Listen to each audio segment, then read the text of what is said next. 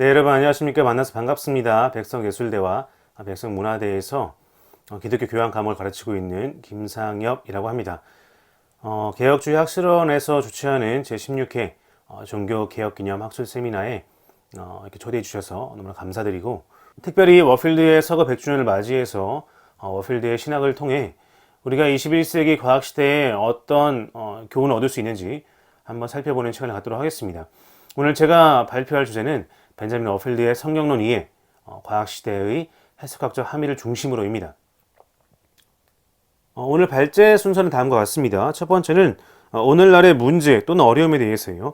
특별히 이 성경과 과학의 관계에 있어서 오늘날 우리 한국교회가 어떠한 어려움이나 또는 문제가 있는지 한번 살펴보았으면 좋겠습니다. 사실 이 성경과 과학의 관계라는 것이 신학을 연구하는 분들에게 있어서는 큰 어려움이 아닐 수도 있습니다. 분명한 기준이 이미 있으실 수도 있어요. 그런데 제가 어릴 때부터 이 교회 생활을 한 것에 비추어 볼 때 사실 교회에서는 그렇지 않은 것 같습니다. 이 성경과 과학이라는 것은 어떻게 보면 우리로 하여금 양자택일의 문제처럼 보이기도 하고요. 교회에서 과학에 대한 이야기들을 하는 것이 금기시되는 교회들도 분명히 있죠. 여전히 교회 안에서는 이 성경과 과학에 대해서 말하는 것이 껄끄러울 수 있다, 자연스럽지 못할 수 있다라는 것을 우리가 좀 다시 한번 기억했으면 좋겠고, 그래서 오늘날 한국교회가 가지고 있는 문제 또는 어려움, 이런 것들을 먼저 살펴보았으면 좋겠습니다. 두 번째와 세 번째는 같이 묶어서 살펴보도록 하겠습니다. 워필드의 신학이 이미 100년이 지났는데 그의 성경론을 지금 살펴보는 것이 얼마나 가치가 있는가, 또 그에 대한 평가가 어떠한가, 이 두 가지를 간략하게 살펴보도록 하겠습니다. 마지막으로 워필드 성경론의 해석학적 함의, 워필드의 성경론이 21세기를 살아가는, 특별히 이제 과학시대를 살아가는 우리에게 어떠한 함의를 주는가, 다시 말해서 성경 본문을 해석할 때 우리로 하여금 어떠한 자유와 또 어떠한 한계를 우리에게 제시하는가, 이런 부분들을 우리가 살펴보면 우리가 이제 성경과 과학, 신앙과 과학, 이 관계에 대해서 조금 더 올바른 성경관에 입각해서 과학을 바라볼 수 있지 않을까 기대를 해봅니다. 오늘날의 문제, 오늘날의 어려움, 성경과 과학에 관련해서 오늘날의 문제를 잘 보여주는 몇 가지 연구 자료가 있습니다. 몇 가지 설문조사를 좀 살펴보면서 오늘날 한국 교회가 가지고 있는 성경과 과학 사이의 어떤 관계에 대한 고민들, 어떤 것인지 살펴보았으면 좋겠습니다. 첫 번째 질문은 과학 발전이 종교를 위협할 것이다 라는 질문에 대해서 개신교인이 가장 많이 그렇다라고 답을 했습니다. 가톨릭이나 불교, 무교에 비해서 조금 높은 수치이죠. 특별히 가톨릭과 비교했을 때 꽤 높은 수치임을 알 수 있습니다. 또 다른 질문은요, 미래 사람들의 종교심이 약화될 것이다, 이렇게 예상하는가 라는 질문에 대해서 마찬가지로 개신교가 51%라는 가장 높은 수치를 보였고요. 그 다음 다른 종교들은 개신교에 비해서 비교적 낮은 수치를 보였습니다. 이 두 가지 자료가 보여주는 것은 다른 종교에 비해서 개신교인들이 종교와 과학의 관계를 대립적으로 바라보고 있다. 다시 말해서 과학이 발전하면서 종교가 위협을 받거나 종교심이 약화될 것이다, 신앙심이 약화될 것이다, 그렇게 보고 있다는 것이죠. 실제로 이 연구 보고서의 결론 부분에서 서유럽과 북미의 기독교적 상황을 제시하고 있습니다. 다시 말해서 서유럽과 북미의 경우 과학이 발전하고 근대 사회가 들어서면서 사람들의 어떤 세계관이 바뀌고 기독교가 약화가 되었죠. 그 원인 중에 하나로 이제 과학의 발전을 제시를 하고 있습니다. 물론 기독교가 약화되는 데에는 여러 가지 다른 현상들이, 다른 요소들이 작용을 함에 분명합니다. 그러나 과학의 발전 역시 기독교의 약화를 불러온 대표적인 원인 중 하나다라고 이 연구 보고서는 제시를 하고 있어요. 그런 면에서 볼 때 우리나라 역시 많은 사람들이, 특별히 개신교인의 경우 과학과 종교, 과학과 신앙, 이 두 가지를 서로 반비례 관계로 보고 있는 경향이 없지 않아 있다는 것을 우리가 확인할 수 있는 그런 연구였습니다. 해외의 경우도 마찬가지죠. 퓨어 리서치 센터에서 2014년에 행해진 한 설문조사에 따르면 개신교인이 자신의 신앙관, 어떤 성경관에 따라서 진화에 대해서 어떠한 답을 하느냐, 를 보여주고 있습니다. 물론 이러한 조사가 어느 정도 위험성을 내포하고 있습니다. 마치 우리가 진화를 수용하기 위해서 성경관에 대해서 우리의 기독교 세계관에 대해서 다시 고찰해야 하는 것인가? 라는 이제 질문이 제기될 수 있는데 사실 이제 신앙과 과학, 성경과 과학의 관계에서 가장 핵심 쟁점이 진화이기 때문에 진화를 중심으로 하는 연구조사가 많은 것 같습니다. 특별히 워필드도 마찬가지로 이 성경과 과학의 관계를 다룰 때 과학을 언급한 이후에 그 다음에 진화에 관한 문제로 넘어가요. 그래서 과학을 어떤 전반적인 문제에 대해서 설정을 하고 구체적으로 진화와에 대한 어떤 진화론과의 문제를 다루고 있는데요. 오늘 페이퍼 전체에서도 마찬가지로 워필드가 진화에 대해서 이야기하는 부분이 나올 겁니다. 그런데 그 부분을 진화론에 대해서만 국한시키는 것이 아니라 이 진화는 사실 과학이라고 보면 될 것 같습니다. 그래서 쟁점사항이 요즘에 진화이기 때문에 워필드 시대 때부터 진화와의 관계를 중심으로 연구가 이루어진다는 것이지 꼭 우리가 이 연구를 통해서 이러한 어떤 논의를 통해서 진화론을 수용하자 이건 아닌 것 같습니다.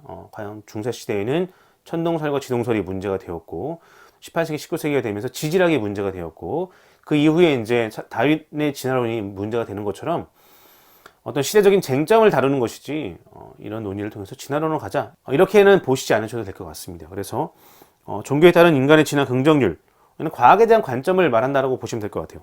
마찬가지로 개신교가 가장 낮습니다. 38%. 가톨릭과 불교, 무교의 경우는 개신교에 비해서 굉장히 높은 수치를 보이고 있습니다. 이 연구 보고서에서는 이제 성경관에 따른 진화 긍정률도 나타내주고 있어요. 성경을 문자주의로 해석할수록 진화에 대한 긍정률이 낮았고요. 성경을 비문자적으로 해석하거나 심지어 하나님의 말씀이 아니다라고 보는 경우에 진화에 대한 긍정률이 높았습니다. 또 성경 읽기 빈도에 따라서 진화를 어떻게 바라보는가? 마찬가지로 일주일에 1회 이상 많이 읽을수록 진화를 덜 긍정한다, 덜 수용한다라고 볼 수 있습니다.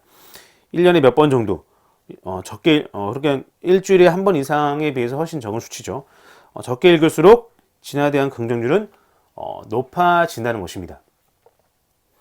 이러한 연구들이 우리에게 던져주는 몇 가지 질문들이 있습니다. 첫 번째는 마치 성경의 권위와 무효성을 인정하면서 과학을 배척하는 것이 개신교인의 정체성처럼 비친다는 거예요.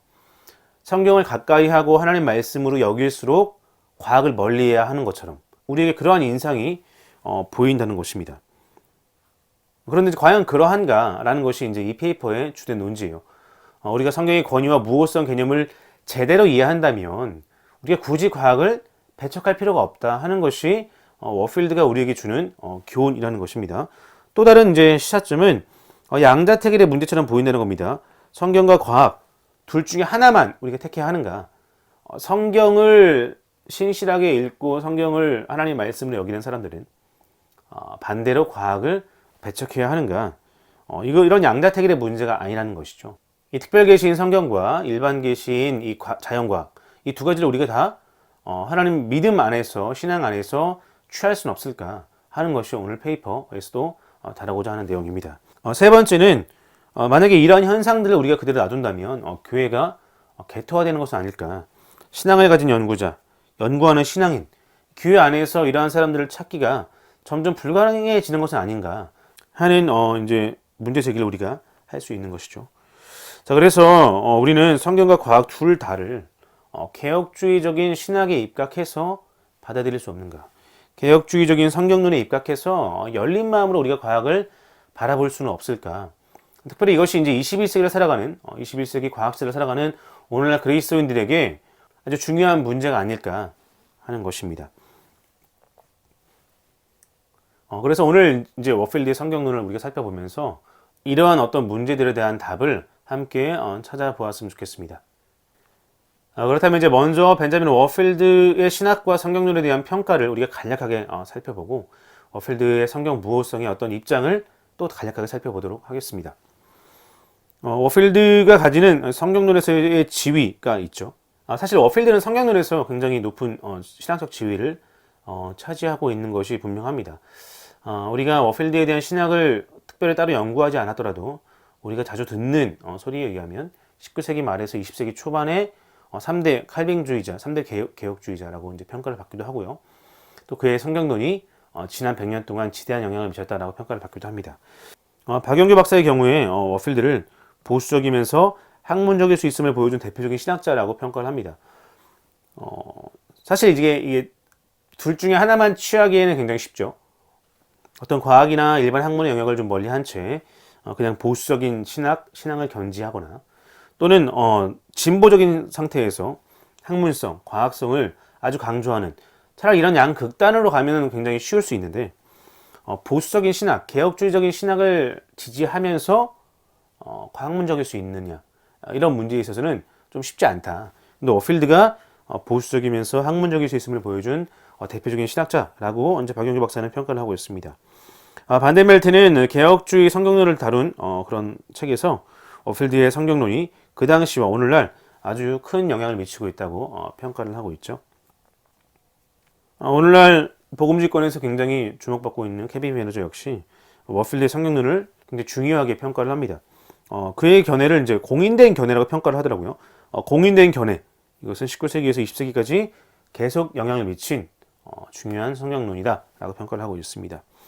폴 헬름은 성경 무엇성과 관련하여 워필드 이름은 영원히 기억될 것이다라고 이제 칭송을 하고 있죠. 정말 그런 것 같아요. 성경론에 관한 책을 우리가 볼 때 워필드를 지지하든 반대하든 워필드의 성경론을 언급하지 않고 현대의 성경론을 논하는 것이 사실은 쉽지가 않죠. 그런 의미에서 워필드의 이름은 성경론 분야에서는 아마 계속 거론되지 않을까라고 생각을 해봅니다. 프레드 제스펠은 이제 미국에서 워필드를 연구하는 대표적인 신학자인데요. 이렇게 표현을 했습니다. 지난 세기 성경의 영감과 무호성에 관한 모든 논쟁은 워필드에 대한 주석에 불과하다라고 이렇게 얘기를 합니다. 약간 표절 같죠. 네. 화이트헤드가 서양 철학사를 플라톤 철학에 대한 주석에 불과하다라고 이제 표현한 것에서 가져오신 건데요. 아무래도 이제 제스펠 자체가 워필드 신학을 많이 연구한 사람이기 때문에 이렇게까지 표현한 것 같은데 뭐 틀린 말은 아닌 것 같습니다. 지난 세기 100년 동안의 성경의 영감과 무엇에 관한 모든 논쟁은 워필드의 성경론에 대한 주석이다라고 표현하고 있습니다. 그러면서 제스펠은 이렇게 말합니다. 교회 역사의 중요한 순간마다 하나님께서는 자신이 택한 사람들을 불러 자신의 말씀을 표현하셨다. 아고스티누스는 죄와 은혜를 말한 신학자였다. 안셀무스는 속죄를 말한 신학자였다. 루터는 칭의를 말한 신학자였다. 칼빈은 성령을 말한 신학자였다. 이와 동일한 의미에서 워필드는 영감을 말한 신학자였다. 물론 이것이 다른 신학자가 죄와 은혜를 말하지 않고 속죄를 말하지 않고 칭의를 말하지 않고 영감을 말하지 않았다. 이런 의미는 아니죠. 그런데 각 시대마다 아주 중요한 신학적 쟁점이 있었는데 그때마다 하나님께서는 자신의 택한 사람들을 부르셔서 그 쟁점에 대해서 탁월하게 설명하고 디펜스하도록 역사하셨다라는 것을 말해주고 있습니다. 여러분 워필드 시대에 가장 중요한 것은 성경론이었죠. 성경의 무호성과 권위, 영감 이런 것들이 굉장히 많이 공격받던 그런 시기였습니다. 그때 워필드는 탁월하게 개혁주의적인 입장에서 성경의 영감과 권위, 무호성을 변증을 했죠. 그런 부분들을 얘기를 하고 있는 것입니다. 자, 그런데 워필드는 성경론에만 관심을 가진 것이 아니라 또 성경과 과학 사이의 조화에 대해서 깊이 고민을 했었습니다. 사실 워필드 자체가 학부에서 프린스턴에서 물리학과 수학을 전공을 했죠. 굉장히 탁월한 성적으로 졸업을 했습니다. 그리고 나서 이제 신학을 한 사람이었기 때문에 어쩌면 워필드가 신학과 어떤 과학의 관계에 대해서 깊이 고민할 수밖에 없었던 그런 배경을 가지고 있을지도 모릅니다. 마크노는 이렇게 설명을 하죠. 워필드의 성경 진화 논의는 오늘날 성경 과학의 적절한 작동 관계를 제시한다. 제가 앞에서도 말씀드렸지만 우리가 성경과 과학의 관계에 대해서 다루는 여러 가지 연구들을 보면 사실 성경과 진화, 신앙과 진화 이렇게 귀결이 됩니다. 그 이유는 쟁점이 이제 진화론이기 때문인 것 같아요. 그래서 워필드는 마찬가지로 워필드 시대에도 19세기 중반에 다윈의 종의 기원이 발간이 되었고 그것이 이제 미국의 남북전쟁이 끝나면서 조금 늦은 시기에 미국에 전해지면서 오히려 더 격렬한 논쟁을 불러일으키게 됩니다. 그렇기 때문에 워필드가 그 당시에 바라본 성경과 과학의 관계, 신앙과 과학의 관계는 성경과 진화, 신앙과 진화의 관계로 귀결될 수밖에 없었죠. 마크놀은 그 당시에 그런 시대적 상황을 보면서 워필드가 성경과 진화에 대해 논의한 것은 단순하게 성경과 진화에 대한 논의에서 그치는 것이 아니라 이것이 확장된다라고 얘기를 하고 있습니다. 그러면서 오늘날 우리가 성경과 과학 전반의 어떤 적절한 작동 관계를 고찰할 때 워필드의 논의가 굉장히 우리에게 큰 도움을 준다라고 지적을 하고 있죠. 반덴브링크는 워필드와 바빙크의 어떤 과학관, 신앙관을 다루는 논문에서 워필드와 바빙크 둘 다 과학, 정치, 경제 문제 등에 등한시하는 것에 경계하고 있다고 설명을 하고 있습니다. 특별히 이제 워필드는 이런 말을 하고 있습니다. 중생한 자의 과학, 중생한 사람이 수행하는 과학이 최선의 결과를 가져온다라고 얘기를 하고 있습니다. 굉장히 의미심장한 표현 같습니다. 중생한 자가 수행하는 과학. 오늘날 우리가 성경과 과학의 관계를 다룸에 있어서 이런 부분들도 우리가 좀 한번 고민하면 좋을 것 같습니다. 오늘 논의가 워필드의 성경론, 구체적으로 워필드의 성경 무호성이 오늘날 우리에게 주는 어떤 해석학적 함의이기 때문에, 그렇다면 워필드의 성경 무호성은 구체적으로 어떤 입장인가 좀 정리하고 가면은 오늘 논의에 큰 도움이 될 것 같습니다. 사실 워필드의 글 자체에서 워필드가 성경 무호성에 대한 다양한 입장들을 좀 체계적으로 정리한 이후에 나는 몇 번째 입장입니다, 이렇게 얘기하진 않습니다. 사실 워필드의 모든 신학적 주제를 연구할 때 어려움이 그거죠. 워필드가 찰스 하시처럼 어떤 조직 신학책을 저술하지 않았기 때문에 워필드가 특정 주제에 대해 생각하는 것들은 워필드의 다양한 글들을 다 읽고 정리해서 요약해야 그의 생각을 도출할 수가 있습니다. 그게 워필드 연구에 있어서 가장 큰 문제점이에요. 자, 그래서 이제 워필드가 말하는 성경 무호성을 우리가 이해하기 위해서 먼저 밀라드 에릭슨이 성경 무호성의 여러 가지 입장들을 구분하는 것들을 좀 제시하고 그 중에서 워필드의 입장이 가장 가까운 것 살펴보도록 하겠습니다. 밀라드 에릭슨은 크게 네 가지를 제시하고 있습니다. 첫 번째, 절대적 무호성. 과학적, 역사적 문제들을 상당히 자세하게 다루고 정확하게 제공한다. 과학 교과서처럼 다루고 있다라고 얘기를 하고 있습니다. 그 다음에 완전 무호성. 사실 성경이 과학적, 역사적 문제를 제공하는 것이 목적이 아니지만 그러한 문제들을 진술할 때 그 의도 수준에서 참되다, 오류가 없다 라고 얘기를 하고 있죠. 또 그 다음에 제한적 무호성. 성경은 구원 교리를 언급하는 부분에서 정확 무호하다. 그다음에 목적의 무호성. 그리스도와의 인격적 교제를 위한 그런 목적을 이룰 때에만 무호하다. 어떤 과학적 사실과는 관련이 없다. 이 네 가지를 얘기를 하고 있습니다. 사실 워필드가 자신의 견해를 명확하게 몇 번 입장입니다 라고 규정하지 않기 때문에 워필드의 성경 무호성에 대한 입장을 우리가 구체적으로 알기는 제한이 있지만, 그럼에도 불구하고 워필드의 진술 전반을 살펴보면 완전 무호성의 입장이 한 90% 정도, 그 다음에 제한적 무호성의 입장이 한 10% 정도가 되는 것 같습니다. 특별히 그 당시에 통용되던 이해, 이런 진술에 있어서는 제한적 무호성을 어느 정도 가져오지만 전반적으로는 완전 무호성의 입장에서 자신의 무호성을 얘기하고 있다라고 보시면 되겠습니다. 자, 이제 그렇다면 워필드의 이런 성경론이 오늘날 우리에게 어떠한 해석학적인 함의를 주는가, 우리가 성경 본문을 해석할 때 어떠한 자유와 어떤 한계를 우리에게 제시하는가, 이 부분을 조금 더 구체적으로 살펴보도록 하겠습니다. 가장 먼저 우리가 살펴볼 점은 워필드가 성경을 절대 과학적인 세부사항을 전달하는 책으로 보지 않는다는 것입니다. 그 당시에 지구의 연대 문제, 인류의 연대 문제, 인간의 어떤 연대 문제, 이런 것들이 한창 이슈일 때 워필드는 성경의 족보에서 그러한 사실들을 뽑아내는 것을 굉장히 부정적으로 살펴보고 있습니다. 부적절하다라고 얘기를 하고 있고요. 족보들은 기록된 목적 한에서 신뢰할 만하기 때문에 다른 목적을 위해서 사용되는 것은 안전하지 못하다라고 얘기를 하고 있습니다. 그러면서 성경 족보에서 연대기 계산을 위한 과학적 데이터를 찾는 행위는 적합하지 않은 정도가 아니라 잘못된 것이다 라고 분명하게 경고하죠. 그것은, 그러한 태도는 성경의 무호성을 지지하는 행위가 아니다 라고 얘기를 하고 있습니다. 자, 그렇다면 성경 본문이 이런 어떤 과학적인 세부사항들을 전달하는 책이 아님에도 불구하고, 그럼에도 불구하고 성경 본문에는 분명히 이러한 주제들에 대해서 언급하는 구절들이 나타납니다. 그렇다면 그런 구절들을 우리는 어떻게 바라보아야 할까? 워필드는 정밀함과 정확함이라는 개념을 구분해서 접근하자고 얘기를 합니다. 진술의 정밀함과 정확함 사이에는 엄청난 차이가 있다. 정밀함이라는 것은 정말 우리가 과학 교과서, 역사 교과서가 제시하는 그런 어떤 실제에 대해서 아주 정확하게 얘기하는 모든 디테일, 세부 사항들을 다 내포해서 얘기하는 그런 것들이 바로 정밀함입니다. 그런데 정확함이라는 것은 그런 것이 아니라는 것이죠. 그 진술이 지지하기로 의도한 사실들이나 원칙들을 정확하게 진술하는 것을 보장한다. 그렇죠.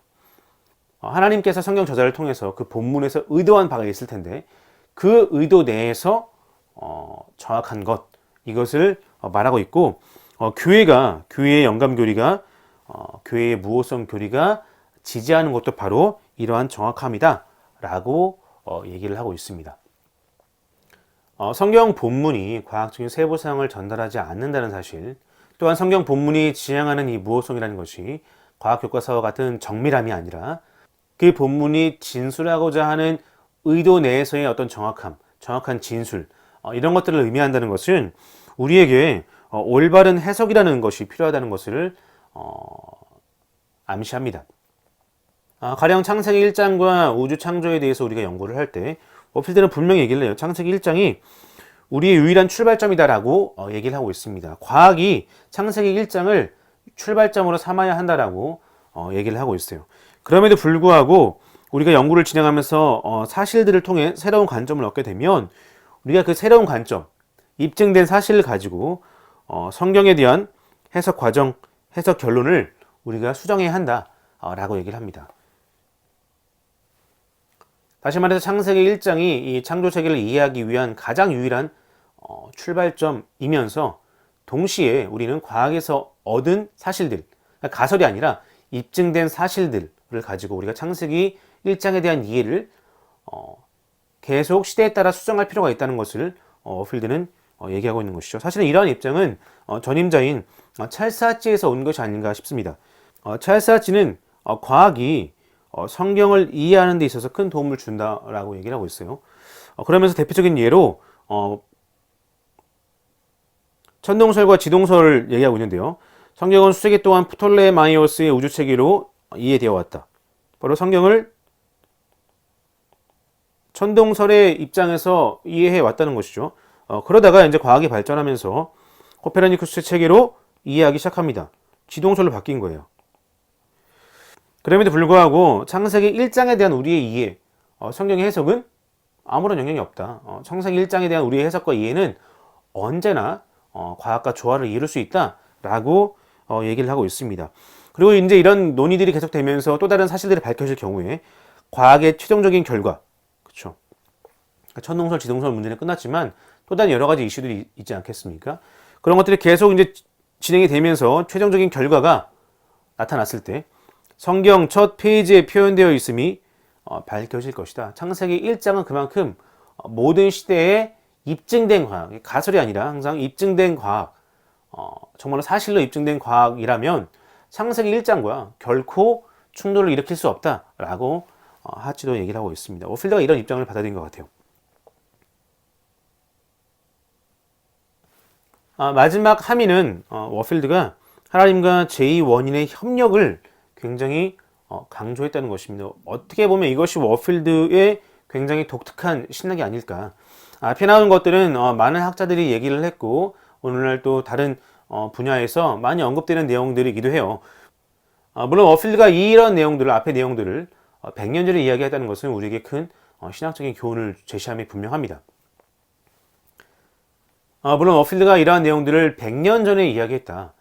이것은 우리에게 큰 신학적인 함의를 주죠. 신학적인 도전을 우리에게 제시를 합니다.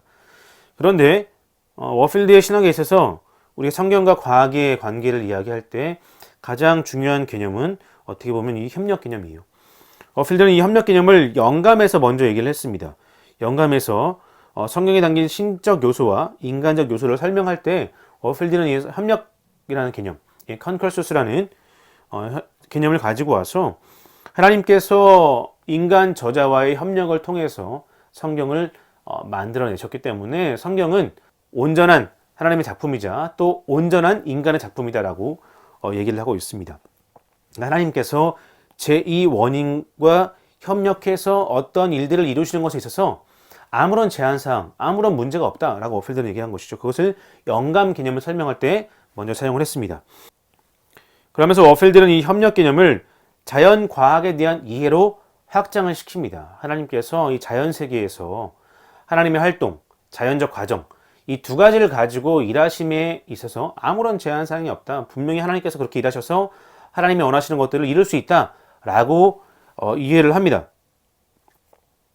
그러한 생각은 워필드가 이 칼뱅의 창조론을 설명하는 과정에서 조금 더 분명히 드러나는데요. 워필드는 이렇게 설명을 합니다. 제2 원인들에 관한 칼뱅의 존재론은 간단히 말해서 협력에 관한 매우 순전하고도 완전한 교리이다. 칼뱅에 의하면 발생하는 모든 것은 제2 원인들을 통해서 하나님의 목적과 직접적인 통치로부터 기인한다. 그러니까 하나님께서 자신의 어떤 목적과 통치, 그 가운데 제2 원인들을 사용하는 것, 이것이 협력 개념이다 라고 워필드는 얘기하고 있는 것이죠. 사실 이런 워필드의 협력 개념은 성경론에서, 특별히 영감에서 제시가 되고, 워필드는 이것을 좀 신학의 다양한 분야에 확장을 시킵니다. 구원론, 창조론, 이런 부분에 확장을 시키면서 하나님께서 인간과의 협력을 통해서, 그러니까 구원받은 인간과의 협력을 통해서 이루어가는 성화의 과정, 또 하나님께서 자연적 과정과의 협력을 통해서 이루어가는 어떤 피조세계의 완성, 이런 것들을 얘기를 하고자 시도를 했습니다. 마크놀은 워필드의 이 협력 개념을 우리가 잘 이해하는 것이 오늘날 이 성경과 과학, 신앙과 과학의 관계를 이해하는데 굉장히 중요한 토대를 제시한다라고 얘기하고 있습니다. 이 워필드의 이 협력 개념이 굉장히 놀라운 균형을 제시했다라고 얘기를 하죠. 그 시대의 과학과 신앙이라는 어려운 문제를 조사하는 데 있어서 놀라운 균형을 갖추도록 해 주었다라고 얘기를 하고 있습니다. 이 주제에 대해서 워필드와 같은 균형을 유지하는 데 실패했던 이유는 그들이 모두 이 두 가지 전념 중에 하나 혹은 모두를 거부했기 때문이다 라고 마크노는 평가하고 있습니다. 자, 이렇게 오늘 우리가 짧은 시간이지만 워필드에 대한 평가와 함께 워필드 성경론이 우리에게 주는 해석학적 함의들을 살펴보았습니다. 강의를 마무리하면서 이렇게 워필드의 견해를 네 가지로 다시 한번 정리해 보았습니다. 워필드의 성경 모호성에 따르면 성경 본문은 분명 과학이나 역사, 지리 등에 대해서도 진술을 하고 있고 그것을 무호하게 진술을 하고 있습니다. 그런데 중요한 것은 그것이 과학 교과서, 일반 역사 교과서와 같은 수준에서의 정밀함의 무호함이 아니라 그 본문 진술이 의도하는 수준, 목적한 수준 안에서의 무호함이라는 어떤 정확성 개념이라는 것을 우리가 좀 기억할 필요가 있을 것 같습니다. 그렇기 때문에 우리에게는 올바른 해석학이 필요하고 성경 본문에 대한 장르 이해와 더불어 성경 본문이 어떤 것을 지향하고 의도했는지를 올바르게 해석할 필요가 있다는 것이죠. 여기에 덧붙여 과학이 입증된 사실을 제시할 때 우리는 그 사실을 가지고 성경 본문을 이해하고 해석하는데 도움을 얻을 수 있다라는 것을 워필드는 강조하고 있습니다. 특별히 또 우리가 자연 세계를 이해함에 있어서 중요한 개념은 워필드의 이 협력 개념입니다. 하나님께서 신적인 활동과 자연적 과정 둘 다를 사용하셔서 이 피조 세계 가운데 일하실 수 있다. 그렇기 때문에 우리가 이 자연적 과정에 대한 이해를 우리가 확장시켜야 하고 또한 이러한 하나님의 신적 활동과 자연적 과정의 협력이라는 개념이 우리가 성경과 과학, 신앙과 과학의 관계를 이해하는 데 있어서 굉장히 중요한 토대가 된다라는 것을 우리가 다시 한번 기억했으면 좋겠습니다. 저는 오늘 강의를 마무리하면서 다시 한번 세 가지 제안을 여러분들에게 드리고 싶습니다. 첫 번째는 이 성경과 과학이라는 것이 양다태길의 문제가 결코 아니라는 것입니다. 우리가 올바른 성경 무호성, 올바른 성경 해석, 성경 본문 해석 이러한 것들은 과학에 입증된 사실과 결코 충돌되지 않는다 하는 것입니다. 그렇기 때문에 우리는 성경 무호성을 지지하는 크리스찬 과학자 얼마든지 우리가 생각할 수가 있죠. 올바른 성경 무호성은 일반 은총 영역에서의 활동을 활성화시키지 결코 저해하지 않는다 하는 것을 우리가 다시 한번 기억했으면 좋겠습니다. 마지막으로 21세기에는 진화론을 뿐만 아니라 다양한 과학적인 도전들, 이슈들이 우리 앞에 놓이게 되겠죠. 여러분 오늘 우리가 워필드의 이 성경론이 우리에게 주는 이 해석학적인 틀을 가지고 우리가 다양한 과학적 주제들에 대해서 맞섰으면 좋겠습니다. 양자역학, 4차 산업혁명, AI 이 모든 것들에 대해서 성경과 과학, 신앙과 과학은 대척점에 있지 않고 우리가 이러한 원리들을 잘 고민한다면 21세기에 만나게 되는 또 다른 과학적인 도전들, 과거에는 진화론이었지만 또 다른 다양한 과학적인 도전들 앞에서 우리가 올바른 개혁주의 성경관에 입각해서 그런 다양한 과학적 도전들을 우리가 맞설 수 있지 않을까 생각을 해봅니다. 여러분 오늘 이렇게 우리가 그래서 워필드의 성경론을 살펴보면서 오늘날 우리에게 주는 성경 본문에 대한 해석적 함의를 살펴보았습니다. 워필드 서거 100주년을 맞이해서 그의 성경론이 우리에게 어떠한 함의를 주는지 다시 한번 살펴보고 또 우리가 오늘날 만나게 되는 많은 도전들 앞에서 개혁주의 성경관을 가지고 당당하게 나갈 수 있는 저희 여러분들이었으면 좋겠습니다. 이상으로 강의 마치겠습니다. 부족한 강의 잘 들어주셔서 감사드립니다. 다음에 또 이제 직접 만나서 함께 많은 이야기 할 날들을 기대하며 오늘 발제를 마치겠습니다. 네, 감사합니다.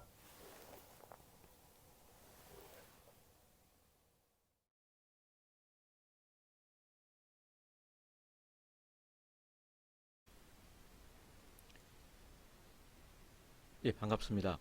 백석대학교 신학대학원에서 조직신학을 가르치고 있는 박찬호 교수입니다. 워필드는 유신진화론을 주장하였는가라고 하는 제하의 논문을 함께 생각해 보려고 합니다. 이 구프린스턴 신학이라고 되어 있는데요. 19세기의 미국 장로교회의 신학을 얘기한다 생각하시면 되겠습니다. 지금 프린스턴 신학대학원이죠. 프린스턴 신학 이쪽에 광나루 쪽에 장신 통합교단이죠. 통합교단의 신학을 지금 이제 뭐 프린스턴 신학이라고 부른다면 약간 이제 가치 평가가 들어가 있는 개념이라고 생각하면 되겠습니다. 지금의 이 프린스턴 신학은 뭐 좌경화됐다라 그럴까요? 그런 식의 이제 가치 평가가 돼 있는 거고 1920년 뭐 30년 그 어간 전에 그 이전에 19세기에 프린스턴 신학교의 신학을 구 프린스턴 신학이라고 보통 이야기를 합니다. 구 프린스턴 신학의 대표자는 찰스 하치, A.A. 하치, 그리고 벤자민 워필드가 있는데요. 이 구 프린스턴 신학은 우리나라 보수적인 장로교회 신학이다. 아까 뭐 통합 측 장신 쪽 얘기를 했습니다만은 그쪽의 신학, 통합 측 계열의 어떤 그런 신학과는 다르게 뭐 합동식이라든가 고신 쪽에 보수적인 장로교회 신학의 근간을 이루는 것이 구 프린스턴 신학이라고 생각하면 되겠습니다. 자, 이 구 프린스턴 신학자 중에 찰스 하치와 벤자민 워필드, 이 벤자민 워필드에 대한 내용을 우리가 생각해 보려고 합니다. 자, 벤자민 워필드는 보통 보수적인 신학자이면서도 유신진화론을 받아들인 사람으로 보통 그렇게 이야기가 됩니다. 성경의 무호성을 주장한 보수적인 신학자이면서 유신진화론을 지지한 사람의 대표자가 바로 B.B. 워필드, 벤자민 워필드로 보통 이야기가 됩니다. 자, 이 워필드를 유신진화론자라고 주장하는 대표적인 사람이 데이빗 리빙스턴이라고 하는 사람이고요. 마크 노리죠. 미국의 대표적인 역사 신학자라고 보시면 될 것 같고, 그리고 제임스 패커입니다. 제임스 패커, 복음주의 조직신학자라고 할 수 있는 작년에 2020년에 하나님의 부르심을 받은 분이고요. 뭐 마크 노는 지금도 활동하고 있는 가장 이 역사 신학자 중에 미국에서 리딩 스칼라에 속하는 그런 사람이라고 보시면 될 것 같습니다. 데이빗 리빙스턴이라고 하는 사람은 아일랜드, 북아일랜드 벨파스트 쪽에서 뭐 제가 생각할 때는 아마 과학 쪽을 가르치는 그런 사람으로 뭐 지질학자든지 뭐 이렇게 되는 것으로 제가 알고 있습니다. 자, 그래서 워필드에 대해서는 보수적인 신학자이면서 소위 말하는 유신진화론을 주장한 사람이다라고 하는 이런 주장이 대세를 이루었다 그럴까요? 대세를 이루었다라고 한다면 최근에 한 권으로 읽는 워필드 신학이라고 하는 여기 있네요. 한 권으로 있는 워필드 신학을 발간한 프레드 자스펠이라고 하는 분, 거구신 것 같더라고요. 침례교 목사님이시고 화란 자유대학에서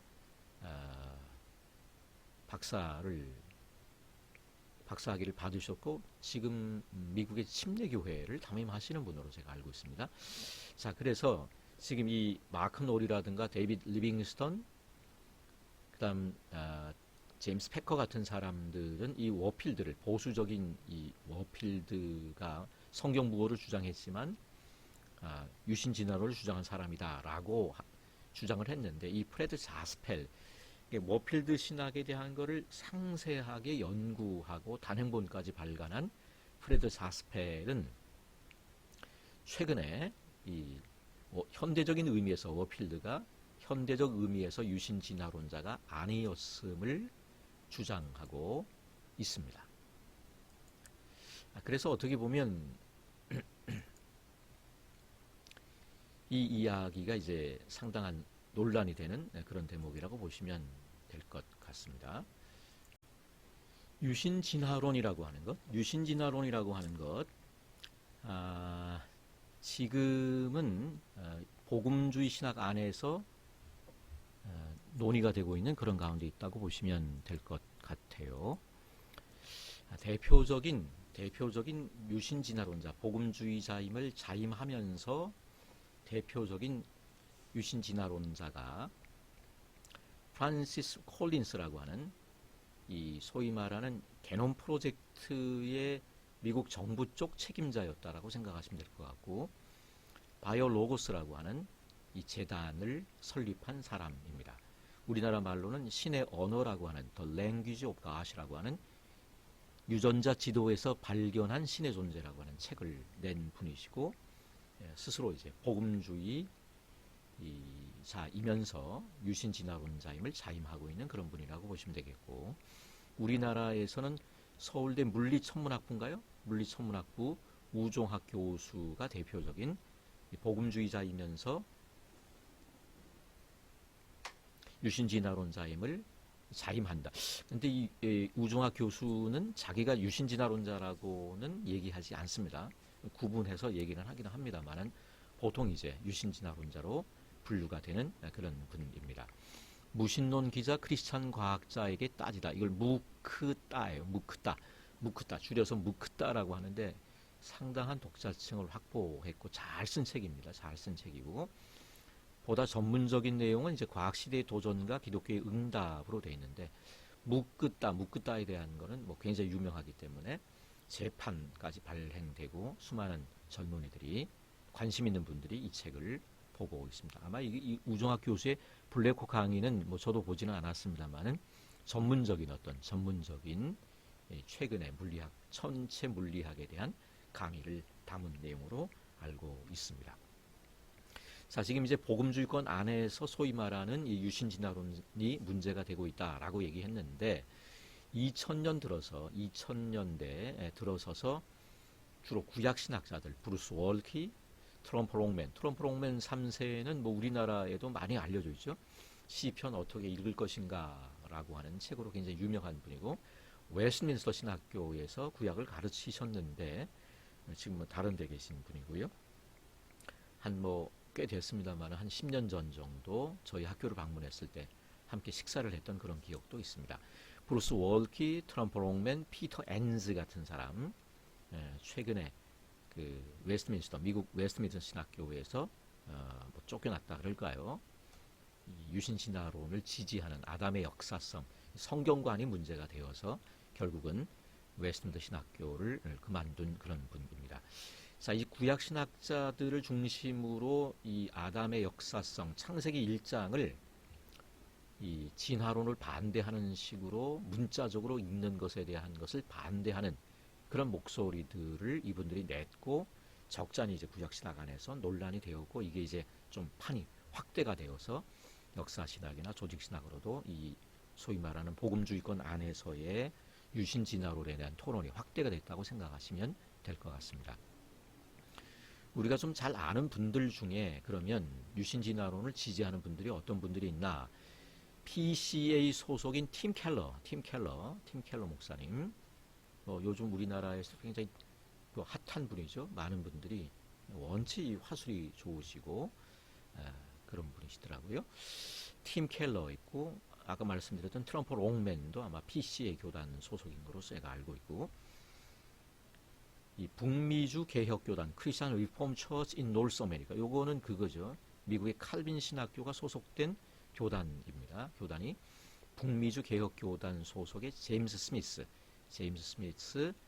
얼마 전까지 훌러의 총장으로 재임하셨던 리차드 마오 같은 사람들이 어떻게 보면 공공연하게 유신진화론을 지지하는 분들이라고 생각하시면 될 것 같습니다.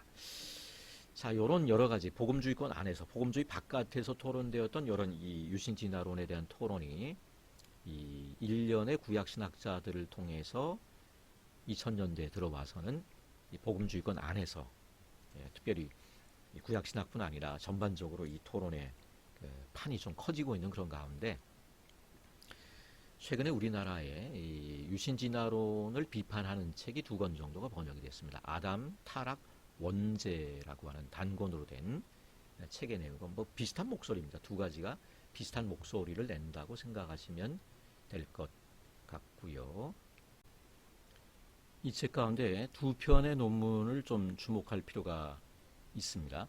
존 웨스트의 피고석의 답인 C.S. 루이스의 견해라고 하는 논문하고, 프레드 제스펠의 워필드는 오늘날의 유신진화론을 지지하지 않았다라고 하는 논문입니다. 이 두 사람, C.S. 루이스와 B.B. 워필드, 우리가 생각하고 있는 이 워필드는 일반적으로 유신진화론을 주장한 사람이라고 사람들에 의해서 인정받는 그런 사람들인데, 이 존 웨스트와 프레드 제스펠은 각각 그렇지 않다라고 하는 반론을 제기하고 있는 겁니다. C.S. 루이스, 워필드, 현대적 의미에서 유신진화론을 지지하지 않았다라고 하는 그런 논문의 내용이라고 보시면 될 것 같고, 조금 좀 살펴볼 필요가 있는 그런 논문이라고 보시면 되겠습니다. 제가 이 논문에서 얘기하려고 하는 것은 워필드가 과연 현대적 의미의 유신진화론을 지지했는가, 아까 말씀드렸던, 위에서 여기에서 말씀드렸던 제스펠의 논리를 한번 따라가 보려고 합니다. 자, 그래서 워필드가 신학적 활동을 하였을 당시의 시대적 배경에 대한 것을 살펴보고요. 이 워필드가 유신진화론을 주장했다라고 하는 이 마크 놀과 데이비드 리빙스턴의 주장의 주요 골자를 간단하게 좀 살펴보고, 여기에 대한 이제 제스펠의 반론을 살펴보고, 현대의 유신진화론자들의 주장에 대한 구루뎀의 비판을 좀 전거로 가져오려고 합니다. 전유해서 워필드가 그런 의미에서 구루뎀이나 에릭슨 셰퍼와 같이 유신진화론을 지지하지 않는 오래된 지구론의 입장이다. 물론 이렇게도 얘기할 수 있습니다. 유신진화론의 입장을 받아들이면서도 여전히 유신진화론이 함축하는 난점, 한마디로 말하면 이제 아담의 역사성 같은 게 가장 커다랗게 문제가 될 겁니다. 이런 난점에 대해서 인정하고 있는 리차드 마우의 입장과도 비슷한 것이 아닌가라고 하는 것이 저의 이 논문에서의 결론이 되겠습니다. 자, 워필드의 배경입니다. 하찌, 맥코시 그리고 바빙크를 생각해 보려고 하는데요. 찰스 하찌의 세 권으로 된 조직신학은 1872년에서 73년에 발간되었습니다. 하찌는 조직신학 1권에서 성운가설에 대해서 언급하고 있습니다. 이 성운가설은 지금의 빅뱅 이론과 같은 우주의 기원에 대한 가설인데, 원래는 태양계를 설명하기 위한 가설이었으나 지금은 전 우주에 걸친 보편적 현상으로 인정받고 있습니다. 자, 찰스 하찌의 조직신학 3권으로 되어 있는데 지금 1권만 번역이 되어 있는 그런 상태입니다. 성운가설의 주창자는 임마누엘 칸트 그리고 피에르 라플라스라고 알려져 있는데, 하찌는 칸트에 대한 언급은 없고요. 칸트에 대한 언급은 없고 라플라스의 성운가설을 중점적으로 다루고 있습니다. 라플라스의 성운가설은 다윈의 불독이라고 하는 별명을 가진 헉슬리의 이론을 천체의 기원과 질서를 설명하는 데 적용시킨 것이라고 할 수 있고 일종의 우주 진화 이론을 전개하고 있는 것입니다. 자, 그래서 이 찰스 하치는 조직신학 1에서 성운가설을 제시하고 있고 성운가설이 유신론적 해석도 가능하고 무신론적 해석이 가능하다라고 하는 그런 주장을 1권에서 했다면 이런 맥락에서 조직신학 2권에서 유신진화론에 대한 가능성을 언급하고 있습니다. 다윈의 진화론이 무신론적이라고 말한다고 해서 다윈이 무신론자였다는 말은 아니다. 다윈은 명시적으로 하나님의 존재를 인정했고 생명의 기원을 설명하기 위해서 하나님의 존재가 필요하다고 느끼고 있는 것처럼 보인다. 진화론을 받아들이는 모든 사람이 진화론을 무신론적 의미로 채택하는 것은 아니다. 우주의 기원에 관한 성운가설의 유신론적 형태와 무신론적 형태가 있으면 이미 언급한 가 있다. 그러므로 다윈의 이론에 대한 유신론적 해석도 있을 수 있다. 자, 1872년, 73년 조직신학 1, 2, 3권을 발간했고 성운가설이나 진화론이 유신론적, 무신론적 해석할 수 있는 가능성이 있다라고 했는데 74년에 찰스 하치는 What is Darwinism이라고 하는 다윈주의란 무엇인가라고 하는 단행본을 발간을 했습니다. 다윈의 진화론에 대한 비판을 이 다윈주의란 무엇인가라고 하는 두껍지는 않습니다만은 이 책에서 개진하고 있는데 다윈주의가 무신론적이다. 명백하게 무신론적이다. 맨 한 문장이 다윈이즘이 에이티즘이다. 에이티스틱하다라고 하는 그런 이야기를 맨 문장에서 맨 첫머리 문장에서 하고 있습니다. 다윈주의가 설계 개념에 반하는 것이기 때문에 비록 하치는 모든 진화론적인 생각이 기독교 신앙과 갈등 관계에 있다고는 생각하지 않았지만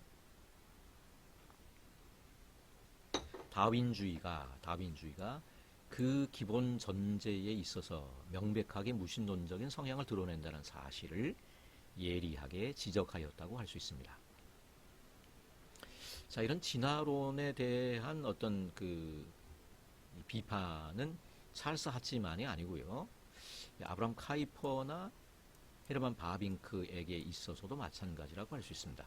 어느 정도 진화의 가능성에 대해 인정하면서도 진화론이 가지는 자연주의적 함축 때문에 카이퍼와 바빙크는 찰스 하치처럼 다윈주의 진화론을 강하게 거부하고 있습니다.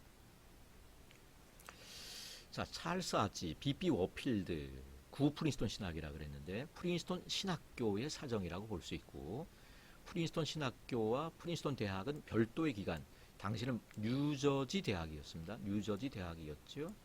19세기 말까지는 뉴저지 대학이었는데 찰스 하치, B.B. 워필드, 프린스턴 신학교고요. 프린스턴 대학이 별도의 기관이다. 지금은 어떤지 모르겠습니다. 프린스턴 대학이 있고 프린스턴 신학교가 어떤 관계인지 저도 가보질 않아서 잘 모르겠는데 하여간 당시로서는 별개의 기관이었다. 이렇게 얘기를 합니다. 자, 존 맥클린 학장 68년까지 재임을 했는데요. 다윈의 진화론을 거부하는 입장이었고 근데 68년 이 맥클린이죠. 맥클린 학장이 은퇴하고 철학자 제임스 맥코시가 학장이 되자 상황이 달라졌습니다. 88년까지. 맥코시는 다윈주의의 많은 부분이 건전한 것으로 증명될 수 있으리라 믿었으며 그래서 이 문제에 대해서 그리스도인들을 준비시키려고 노력했다는 겁니다. 과학과 종교 사이의 갈등 대신에 둘 사이의 화해를 추구하였던 것입니다. 맥코시에게 진화론은 무신론적인 것이거나 성경과 화해할 수 없을 정도로 적대적인 것은 아니었다라고 하는 거고요. 그래서 어떤 면에서 이 진화론에 대한 것을 두고 프린스턴 신학교와 프린스턴 대학이 좀 상반된 그런 입장을 보였다라고 이야기할 수 있습니다. 그래서 미국의 장로교인들은 프린스턴에 기반을 둔 진화에 대한 두 견해 사이에서 선택해야만 했다. 프린스턴 신학교는 하츠의 입장을 지지하는 사람들이 축출당한 1929년 웨스트민스터 신학교로 분열되게 되죠. 분리되게 되는 요전까지 하츠의 입장을 견지하였으며 진화론에 대해서 반대하는 그런 입장을 견지했으며 프린스턴 대학은 진화생물학이라고 하는 새로운 과학의 세계적인 본부가 되었다라고 하는 겁니다.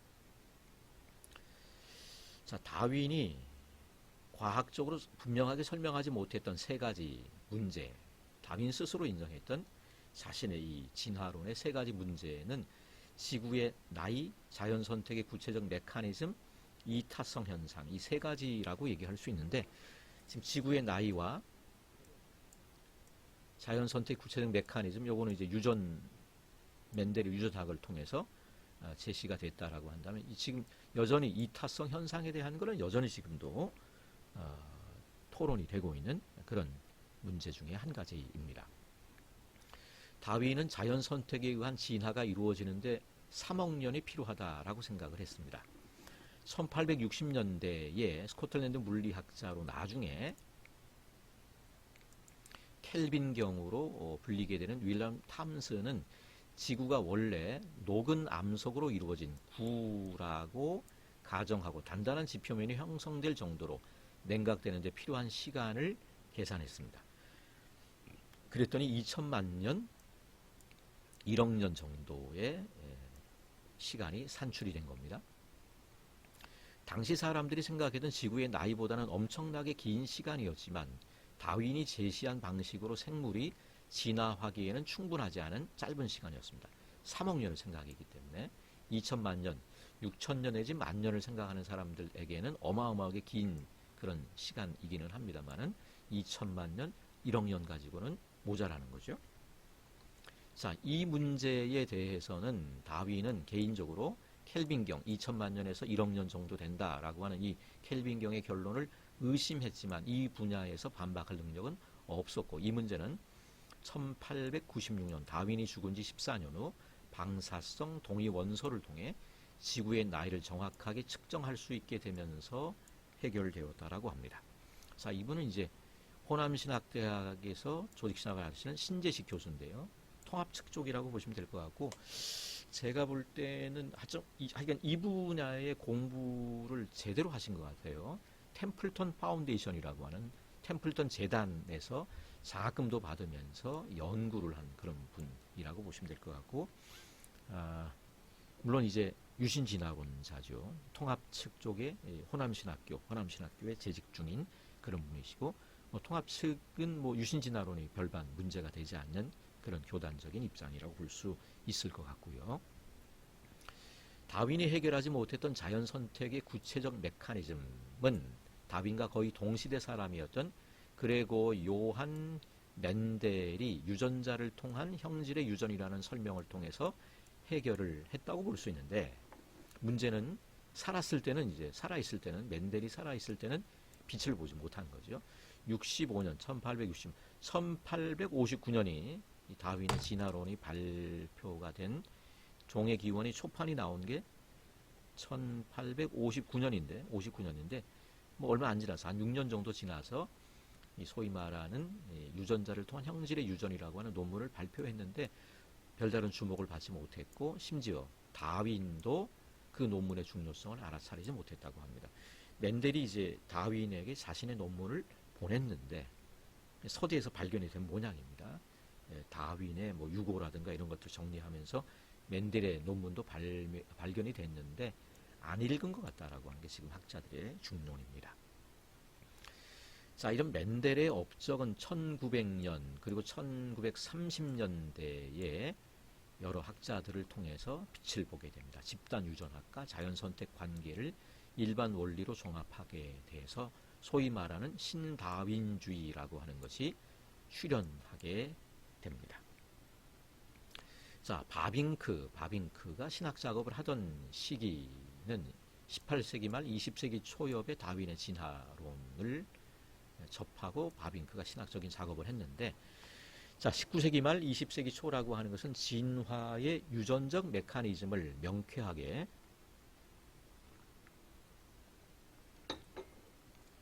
설명하지 못했기 때문에 확고한 과학 이론으로 대우받지 못했던 시기였다라고 볼 수 있고, 그런 면에서 카이퍼나 바빙크의 진화론에 대한 비판을 지금의 진화론에 적용하는 것은 다소 시대 착오적인 면이 있다라고 이야기할 수밖에 없을 겁니다.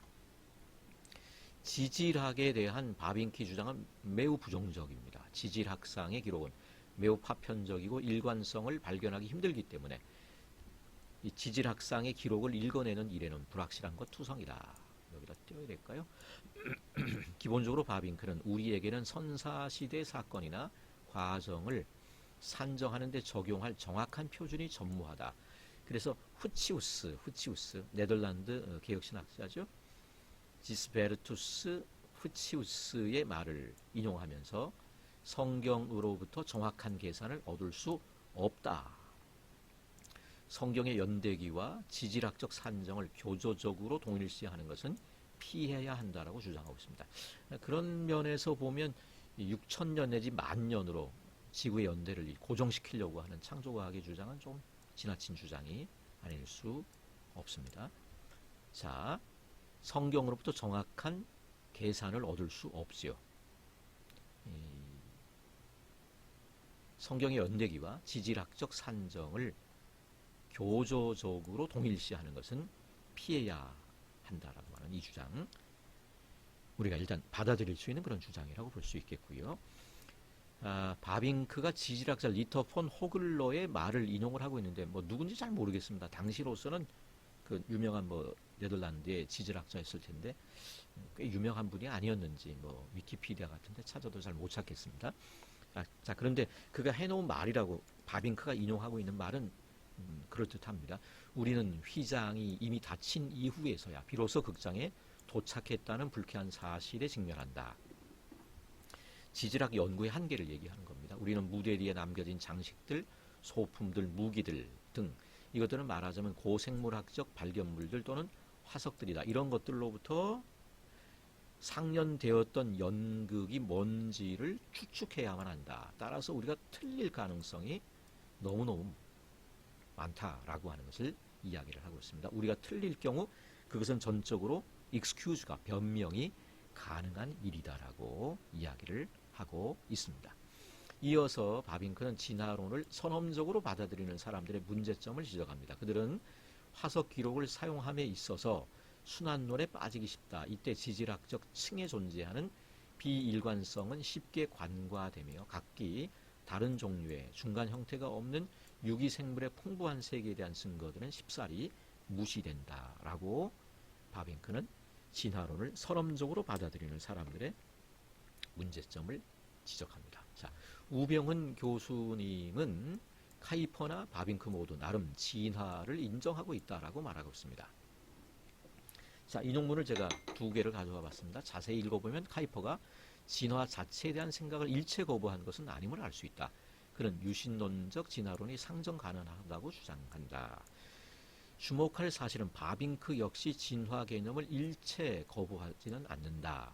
그는 진화라는 말 대신에 디벨롭먼이라고 하는 그런 말을 즐겨 쓴다라고 이야기를 합니다.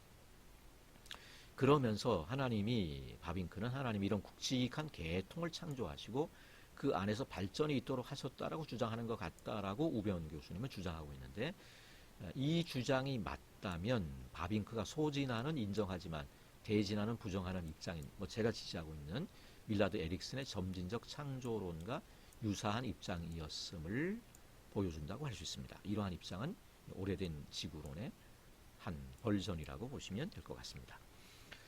자, 워필드에 대한 엇갈린 해석들인데요. 워필드는 유신진화론을 주장하였는데 두 가지 고려사항입니다. 상세히 살피지는 않겠습니다.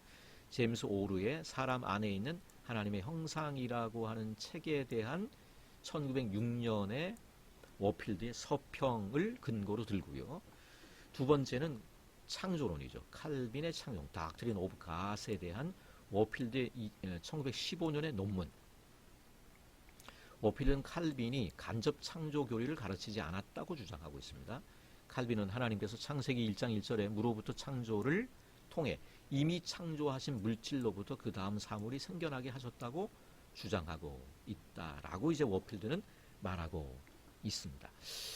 사실은 이 부분과 관련해서는 제가 칼빈의 창조론으로도 한번 발표를 했고 워필드의 창조론으로 발표를 했던 내용들이기 때문에 혹시 여러분 각 주에 제 논문의 각 주에 그 서지사항을 참조하셔서 그 논문들을 좀 읽어보시면 좋으리라고 생각합니다. 칼빈의 창조론이 인간 영혼을 제외한 모든 것에 대해서 진화적이다. 칼빈의 창조론은 인간 영혼을 제외하고는 칼빈은 어떤 진화론도 갖지 않았지만 진화를 가르쳤다. 이게 좀 뭐 무슨 말인지 잘 모르겠죠. 무에서부터 생겨나지 않은 모든 것이 사실 창조된 것이 아니라 진화된 것이다. 이게 워필드 얘기입니다. 워필드가 칼빈의 창조론을 해석을 하고 있는 그런 내용들인데 칼빈의 이 교리는 그냥 진화가 아니고 순수 진화론이다. 그래서 마크 노을과 데이빗 리빙스턴은 이 1915년의 논문이죠. Doctrine of Creation이죠. Doctrine of Creation, Calvin's Doctrine of Creation. 이 진화에 대한 워필드의 가장 강한 긍정으로 묘사하고 있습니다. 자, 대표적으로 제임스 패커 성경 무호성에 관해 토론하면서 북미에서의 복음주의자들이 모든 형태의 생물학적인 진화론은 성경과 상반된다는 입장을 철저히 고수하고 있음을 지적하면서 자신은 이 문제와 관련해서 유보적인 입장이다. 위에서 제시하였던 리빙스턴과 노래 주장과 같이 패커는 워필드를 대표적인 유신진화론자라고 지칭하고 있고 워필드의 입장을 따라 자신도 유신진화론자임을 자임하고 있습니다. 자, 이게 이제 그 소위 말하는 워필드가 유신진화론을 지지했다라고 하는 그런 주장이고요. 여기에 대해서 프레드 제스펠은 반론을 제기합니다. 자, 그런데 제스펠도 워필드가 우리가 생각하는 것 이상으로 많은 부분 긍정적으로 진화를 평가하고 있는 그런 내용들이 막 넘쳐납니다. 워필드의 글 가운데요. 그래서 제가 맨 처음에 워필드의 창조론을 쓸 때는 사실은 제스펠이 아니라 저 앞쪽에 마크 놀이라든가 우리 앞쪽에 이분들 그 데이빗 리빙스턴이나 그 다음에 마크 놀이나 제임스 패커의 입장을 지지를 했다가 한 2년 전에요. 2년 전에 지지하는 쪽이었다가 이번에 지난 봄에 제가 이 입장을 바꾸게 됐습니다. 자, 그래서 제스펠도 워필드가 우리가 생각하는 것 이상으로 많은 부분 긍정적으로 진화를 평가하고 있다. 하지만 그럼에도 제스펠은 다음과 같이 주장하고 있습니다. 워필드가 진화를 사실로 받아들였다는 것은 다른 문제다. 놀과 리빙스턴은 대체 어떤 근거로 워필드가 진화를 참된 것으로 받아들였다고 자신있게 주장하는가?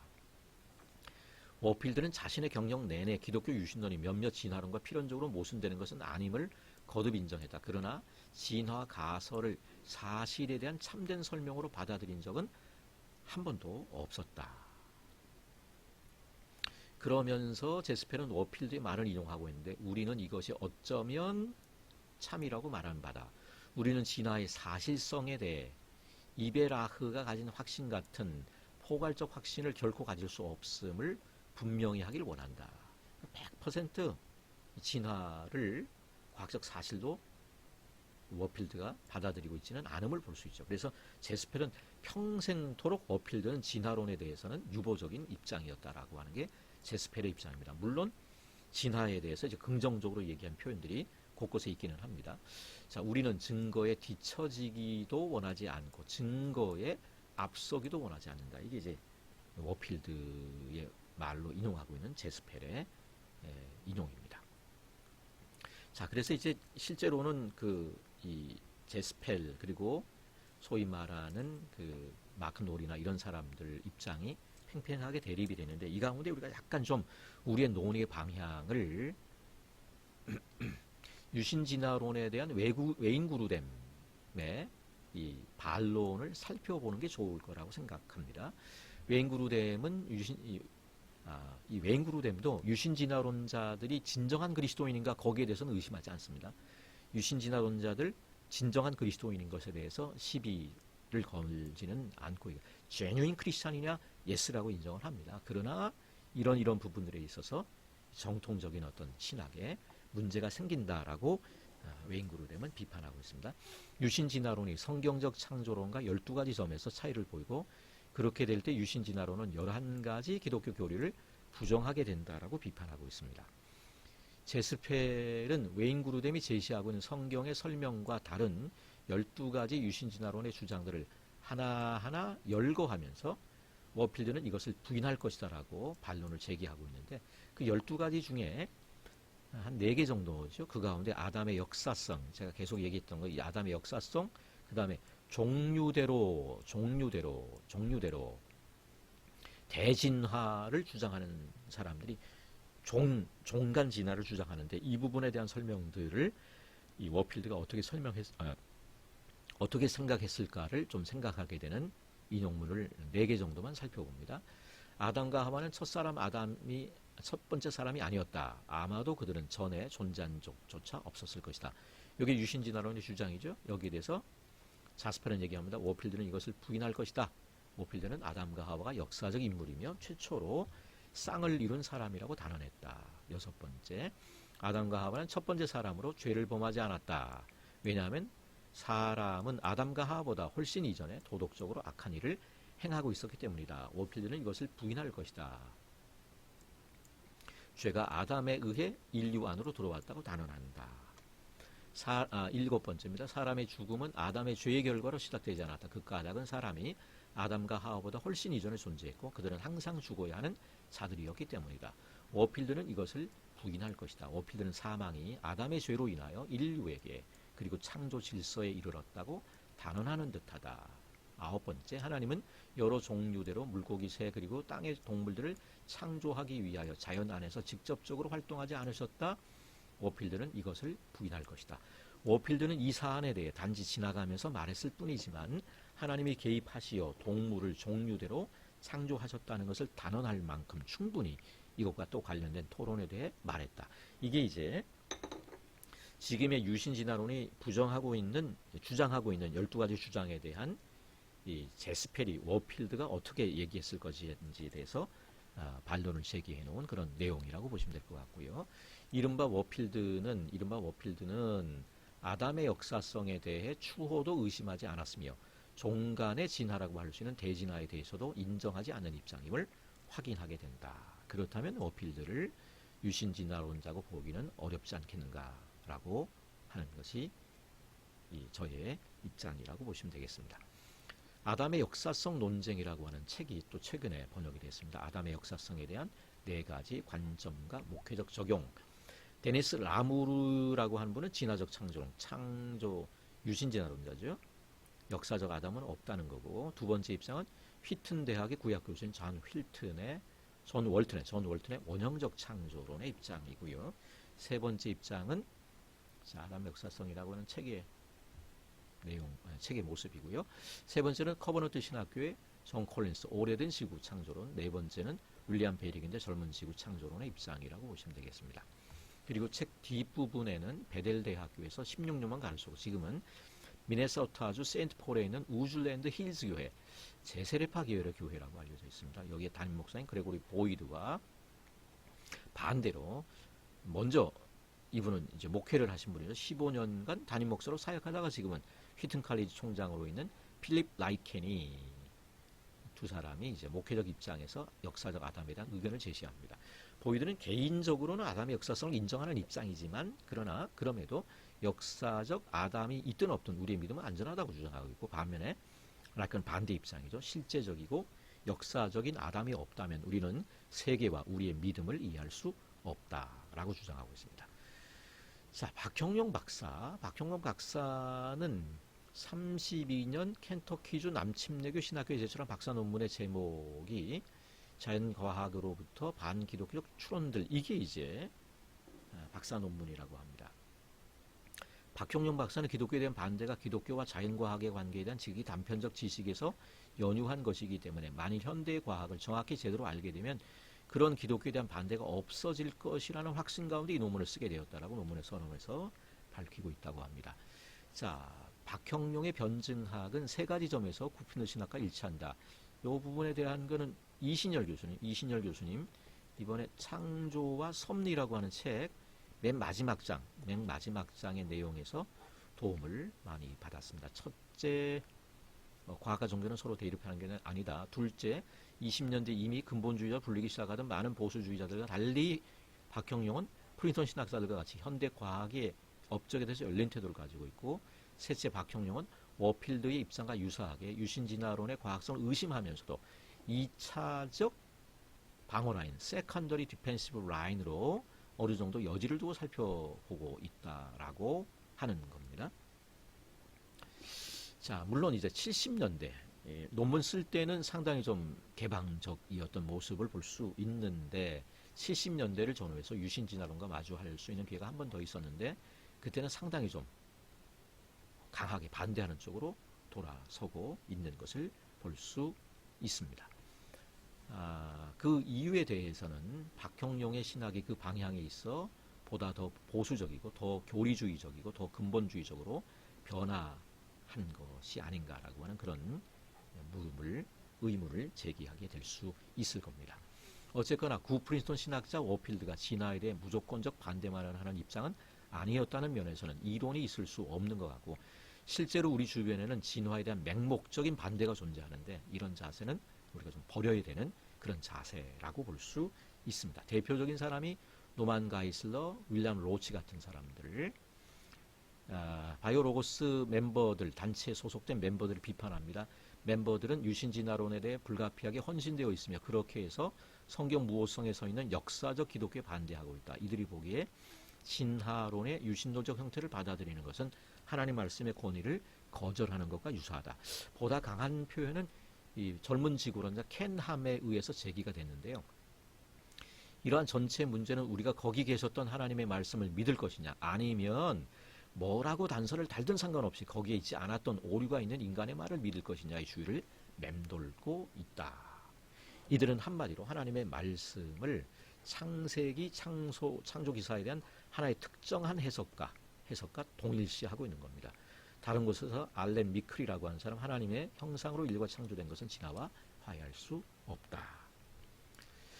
자, 이런 자세는 적어도 워필드 견해와는 합치할 수 없는 그런 입장인 것 같습니다. 워필드는 찰스 다윈의 종교적 견해에 대해서 연구하고 글을 썼는데, 진화론이 직접적으로 기독교 신앙을 앗아갔다. 다윈의 기독교 신앙을 앗아갔다.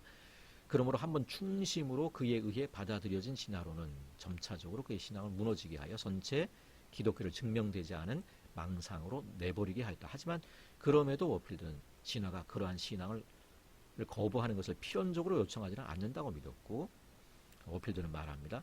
유신론자요 기독교인은 많은 진화론자들이 있다. 제스필은 자신의 논문의 결론에서 워필드가 진화론에 대해 매우 개방적이었던 것으로 보이며 그것을 인정하는 말을 했지만 오늘날 이해하고 있는 유신 진화론을 지지하지는 않았을 것이다 라고 주장하면서, 사실상 워필드 자신이 어떤 진화 이론을 생각했는지 규명하는 것은 불가능할 것이다 라고 이야기를 합니다. 자, 밀라드 에릭슨이죠. 오래된 지구론의 입장에 서서 소진화는 인정하지만 대진화는 반대하는 점진적 창조론의 입장이고, 중간 화석의 존재 여부에 대한 논쟁과 관련해서 에릭슨은 이러한 중간 화석이 없어졌다라고 하는 과학자들의 전제에 반대해서 그것들이 결코 존재하지 않았다라고 주장합니다. 자, 이런 이 에릭슨의 견해는 웨인 그루덴, 프란시스 셰퍼도 공유하고 있다고 볼 수 있고요. 셰퍼는 자신은 유신론적 진화론을 찬성하지 않지만 어느 정도 논의할 만한 자유의 여지가 있다는 사실을 언급하고 있는 게 셰퍼의 입장이라고 보시면 되겠습니다. 자, 그루뎀, 에릭슨, 셰퍼는 공히 유신진화론을 지지하지 않습니다. 하지만 그루뎀은 유신진화론자들이 진정한 그리스도인이라는 점에 대해서는 의심하지 않고 있고, 에릭슨은 심지어 보수적 신학자들 가운데, 정통 신학자들 가운데도 유신진화론자가 있을 수 있음을 인정하고 있고, 셰퍼는 유신진화론에 대해 보다 개방적인 자세를 가지고 어느 정도 여지를 두고 살펴볼 것을 제안하고 있습니다. 자, 복음주의적 입장의 신학자들에게 유신진화론을 수용할 수 없는 가장 큰 이유는 그루뎀의 주장처럼 아담의 역사성이죠. 그런 면에서 리차드 마오는 매우 독특한 것 같습니다. 진화는 어떻게 내 생각을 바꿨나. 12명인가요? 25명이네요. 25명의 탐라이도 들어가 있는 것 같고요. 맨 처음이 제임스 스미스, 그리고 맨 마지막이 리차드 마오입니다. 자, 리차드 마오는 자신이 유신진화론에 동조하는 입장임을 드러내고 있으면서도 여전히 복음주의 신학의 핵심적인 주장에 대해 굳건한 확신을 가지고 있음을 표현합니다. 자, 직접 인용을 해보면 나는 예컨대 아담의 역사성에 대한 질문에 관해서는 아직 흡족한 답을 찾지 못했다. 나는 사도 바울이 한 말을 로마서 5장이죠. 사도 바울이 한 말을 꽉 붙들고 싶다. 그는 한 사람으로 인하여 죄가 세상 속으로 들어왔고 한 사람으로 인하여 우리가 죄의 많은 상태로부터 구원을 받았다고 말한다. 나는 여전히 유신진화론에서 해결하지 못하는 나는 여전히 이 문제와 씨름하는 중이다. 하지만 나는 기꺼운 마음으로 탐색에 나서는 다른 그리스도인들과 함께 탐구에 전념할 수 있는 안전한 공간이 필요하다. 좀 더 큰 텐트가 필요하다라고 이분은 이야기를 하고 있습니다. 자, 그러면서 마오는 유신진화론에 대한 것을 토론할 수 있는 보다 큰 텐트, 워필드를 굳이 유신진화론자로 분류하기를 원하는 사람이 있다면 워필드는 최소한 리차드 마오와 같이 아담의 역사성을 함부로 내어버리는 유신진화론에 대해서는 유보적인 자세를 취했을 것이다 라고 하는 거고요. 우리나라 같은 경우는 우리나라의 현실은 창조과학의 입장으로 대변되는 젊은 지구론 이외의 입장에 대해서는 대부분 배타적이죠. 분명한 것은 젊은 지구론이 창조론을 독점할 수는 없고 또 독점해서도 안 될 겁니다. 이른바 창세기 1장의 나를 24시간의 하루로 보는 해석만이 옳다고 생각해서 이와 다른 모든 이론에 대해서 타협이 일어나고 비판하고 배척하는 자세는 바람직하지 않습니다. 대표적으로 합신의 김병원 교수님은 오래된 창조론의 신학적 딜레마, 타락선, 죽음. 그래서 김병원 교수님은 유신진화론이나 점진적 창조론자를 싸잡아서 이제 비판을 해버립니다. 오래된 지구론 마찬가지다. 아담과 하와 타락 전에 동물의 죽음이 있었다는 주장은 성경에 근거가 없다는 건데 이런 김병원의 주장에 대해서 구루뎀이라든가 김병원 교수님이나 뭐 저나 같이 공부한 켈빈에 계셨던 안소니 후프마 같은 사람들은 아담과 하와의 타락 이전에 동물의 죽음에 대해서 성경적으로 충분히 성경적으로 입증할 수 있다라고 대답하고 있습니다. 안소니 후프마도 이 부분과 관련해서 웨인그루든가 비슷한 입장을 피력하고 있습니다. 인간의 타락 이전에도 피조 세계에 인간의 죽음이 아닌 다른 피조물의 죽음이 있었다는 주장에 대해 별다른 성경적 문제가 없다라고 하는 것을 인정하고 있고요. 자, 결론입니다. 찰스 하치와는 달리 워필드는 진화에 대해 단일한 저수를 쓰지도 않았고 진화에 대해 단호하게 반대하지도 않았습니다. 여러 부분에 있어 진화를 인정하는 듯한 언급을 하고 있는 것이 사실입니다. 그래서 놀과 리빙스턴과 같은 사람들은 일반적으로 워필드를 보수적인 신학자이면서도 이례적으로 진화를 받아들이는 대표적인 신학자로 제시하곤 하였습니다. 그리고 이런 해석은 제스펠에 의하면 불가능한 일은 아닙니다. 다만 제스펠은 그럼에도 워필드는 30대 어간에 진화론을 버린 이후로 평생 진화론을 자신의 견해로 받아들인 적이 없다고 주장하고 있습니다. 나이가 들어가면서 워필드는 진화론에 대하여 일종의 유보적인 입장이었다라고 제스펠은 보고 있는 것입니다. 자, 이런 논쟁을 해결하기 위해서 최근 유신진화론과 관련된 복음주의 신학 안에서의 토론의 내용들을 참조할 때 나름의 조심스러운 결론을 내릴 수 있을 겁니다. 여러 부분에서 워필드는 현대 유신진화론의 입장에 동조하지 않았을 것입니다. 다만 진화론에 대한 무조건적 반감을 가진 그리스도인이 많이 있는데 분명한 것은 그런 자세는 워필드의 견해와는 거리가 멀다는 것입니다. 복음주의 신학의 핵심적인 주장에 대한 확신과 함께 보다 여유를 가지고 이 부분에 대해 접근해 보려고 하는 전향적인 자세가 요청된다고 할 것입니다. 자, 워필드는 과연 유신진화론을 주장했는가라고 하는 논문의 내용을 생각해 보았습니다. 예, 감사합니다.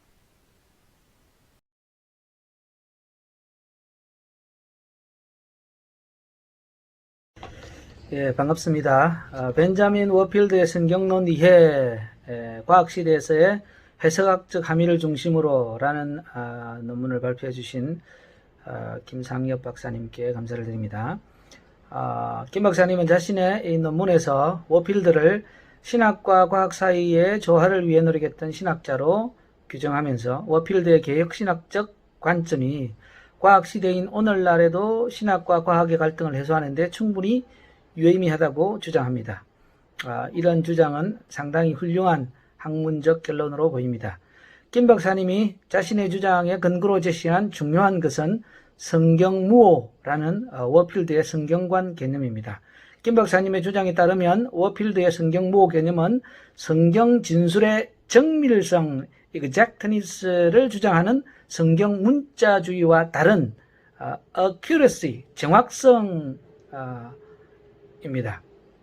즉 성경 내용에는 어떤 오류도 없지만 성경 자체가 역사나 지리나 과학의 교과서와 같지 않다는 의미일 뿐만 아니라 또한 성령 하나님의 활동과 인간 저자의 활동의 상호 협력, 콘크루스를 주장하는 유기적 영감설과 일맥상통하는 그런 주장이라는 것입니다. 물론 이 논문에서는 유기적 영감설에 대한 언급은 없습니다만 아무튼 워필드의 성경무호 개념이 성경 문자주의로 오해받지 않도록 많은 근거들을 제시합니다. 워필드가 언급하지 않은 용어인 장르를 워필드가 사용한 용어들인 문체, 어휘, 표현 양식 등과 연결시키면서 이러한 장르 이해를 워필드가 성경의 올바른 해석을 위한 필수 요소로 간주했다라고 주장합니다. 또한 김 박사님은 워필드의 협력, 콘크루스스 개념이 과학과 종교 사이의 논쟁과 같은 신학적 쟁점들을 이해하는 데 있어서도 가장 효과적인 모델로 작동했다라고 주장합니다. 그런데 이 주장의 직접적인 근거로 워필드 자신의 글을 인용하지 않고 다만 워필드에 관한 두 개의 박사학위 논문, 즉 핸드릭 판덴 벌트와 제프리 스티븐슨의 글만 간접 인용한 것은 본 논문의 상당히 아쉬운 부분입니다. 두 박사학위 논문의 근거는 워필드가 칼빈의 창조론을 다루는 자신의 논문에서 칼빈의 제2원인 세쿤다 카우자를 하나님의 창조사역에 적용한 내용입니다. 사실 칼빈의 제2원인 개념은 섭리론에서 언급되는 것으로 칼빈이 타락의 원인을 하나님께 돌릴 수 없다는 것을 주장하기 위해 사용했습니다. 그런데 과연 워필드의 의도처럼 칼빈의 제2원인 개념을 하나님의 창조사역에도 그대로 적용할 수 있는지는 의문입니다. 워필드의 주장대로 칼빈이 모든 것의 제1원인 프리마 카우자 옴니움이신 하나님과 제2원인으로 작용하는 피조세계 및 인간의 관계를 구별하는 것은 맞습니다. 하지만 칼빈은 자신의 저술 어디에서도 제2원인을 하나님의 창조사역 자체에 적용하지는 않는 것 같습니다. 따라서 워필드가 그 개념을 칼빈의 창조론에 적용한 것은 칼빈의 의도를 상당히 넘어선 것으로 보입니다. 따라서 이런 워필드의 지나친 칼빈 창조론 해석에 근거한 두 박사학위 논문의 주장은 문제가 없어 보이지 않고요. 또 이 주장에 근거한 본 논문의 주장 역시 동일한 문제가 있어 보입니다. 이런 문제점에도 불구하고 본 논문은 성경과 과학의 관계에 대한 워필드의 사상을 보다 정확하게 파악할 수 있을 뿐만 아니라 오늘날 신학과 과학의 갈등과 대립을 해소하는 데도 일조할 수 있는 학문적인 기여도가 높은 그런 내용이라 사료됩니다. 감사합니다.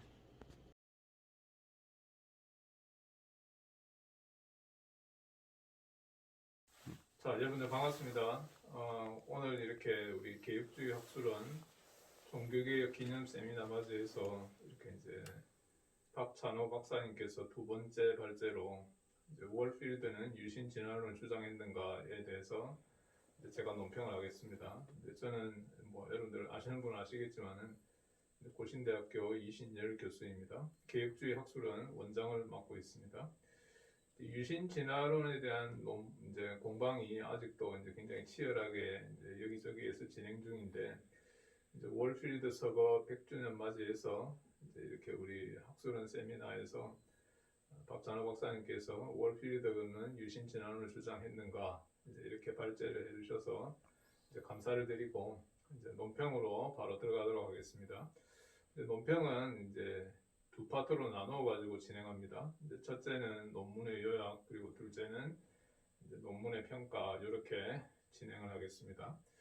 이제 요약은 이제 논문이 이제 발제하신 대로 이제 서론, 그 다음에 이제 세 개의 단락, 그리고 이제 결론으로 되어 있는데, 이제 서론에서는 이제 박찬호 박사님께서 이제 개인적으로 이제 과거에는 이제 월필드가 유신 진화론자다 이제 이렇게 생각을 했었는데, 이제 최근에 진행되는 논의들을 통해 가지고 이제 유신 진화론자로 보기에는 조금 이제 좀 어렵다. 그래서 이제 견해의 변화가 왔다. 이제 이렇게 말씀을 하셨고, 이제 두 번째 단락에서는 이제 월필드의 신학적 배경으로서 이제 하지, 그리고 맥코시, 헤르만 바빙크의 진화론에 대한 이제 견해를 이제 쭉 이렇게 말씀을 해주셨는데, 이제 하지와 맥코시는 뭐 진화론에 대해서 어느 정도 이제 오픈되어 있다. 이제 그렇게 설명을 하셨고, 그 다음에 이제 바빙크 같으면은 이제 진화론에 대해서 이제 상당히 부정적인 입장을 취한다. 그래서 뭐 진화론이 가지고 있는 이제 이런 유물론적 경향, 그리고 또 이제 그 진화론을 뒷받침하는 그런 이제 지질학이 사실은 좀 그 당시에 이제 그렇게 많이 발전되지 않았기 때문에 상당히 좀 가설적이고 이제 일관성이 많이 결여되어 있다. 이제 그래서 이제 그거를 이제 수용하기에는 이제 받아들이기에는 좀 어려움이 있다. 이제 이렇게 이제 두 번째 단락에서 이제 정리를 해주셨고, 이제 세 번째 단락이 이제 본 논문의 핵심이다라고 볼 수 있는데, 이제 월필드가 유신 진화론자이다라고 그렇게 해석하는 이제 학자들이 있는가 하면은 이제 거기에 대해서 반대하는 학자도 있다. 그래서 이제 유신 진화론을 지지하는 사람으로서 마크 놀, 그리고 데이빗 리빙스턴이라고 하는 학자들이 있고, 이제 거기에 대해서 이제 월필드가 유신 진화론을 주장한 게 아니다라고 주장하는 사람으로서 대표적인 분이 이제 미국의 프레드 제스펠이라고 하는 분이 있다. 그래서 이제 마크 놀과 데이빗 리빙스턴의 견해는 이제 월필드가 사실은 칼빈의 이 창조론이라고 하는 글을 1915년에 썼는데, 이제 거기에 보면은 이제 칼빈이 사실은 이제 두 번째 창조를 이야기하고 있는 이제 그 부분이 유신 진화론하고 가깝다. 이제 그런 차원에서 이제 칼빈이 순수 진화론을 주장했다라고 이제 월필드가 말하고 있는데, 이제 거기에 근거해 가지고 이제 월필드는 유신 진화론을 주장했다. 이제 이렇게 주장을 하고 있는데 대해서 이제 프레드 제스펠은 월필드를 유신 진화론으로 보기에는 좀 어려움이 있지 않느냐.